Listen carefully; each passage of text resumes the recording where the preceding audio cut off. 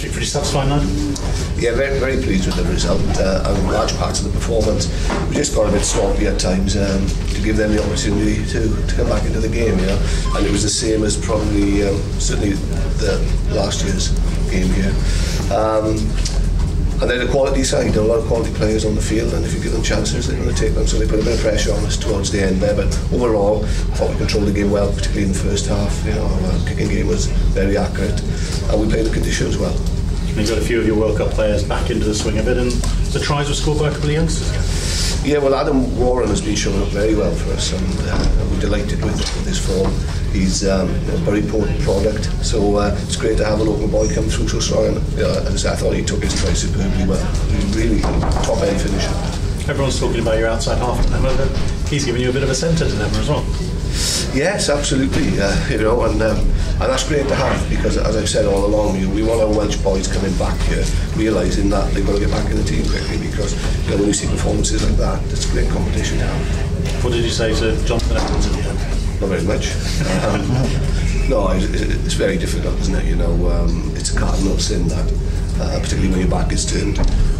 But he's as disappointed as anybody. But if we'd have lost the game on that moment, it would have been very difficult to take. And we just got to switch on. And I feel that's the problem with the side at the moment. Even after we scored, or Adam scored his try, you know, it was almost as if we were tapping each other on the back that we'd won the game, and we just got to be focused and more ruthless. All in all, though, 4 wins in a row, you'll be feeling that things are going pretty well, with obviously next week's pretty big game in mind. Yeah, it's good. It was very important that we developed some momentum in our game, which we've done. That's why we probably haven't made as many changes in the LV Cup as we've done in the past, although we did give opportunities, because we wanted to get that momentum going, and we've got that now, and we'll need it going into obviously a huge game on Saturday. Matthew Rees showed very strong performance in the second half. Showed no effects. No, none at all. Brilliant to see Matthew back on the field. You know, did very well, as you say, when he came on. Very physical, and he's delighted. You know, that he's feeling fine. He gives the leadership as well, doesn't he? He does, yeah. You know, that's a big part of what he brings, as well as physicality and commitment around the park.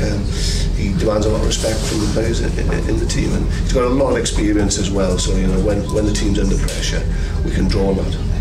Dan Evans was speaking in a week, Nigel, about how he thinks he can get back to the level he was a couple of years ago. That London Irish game, he must be delighted to see how we played there. He was a huge factor in our result today.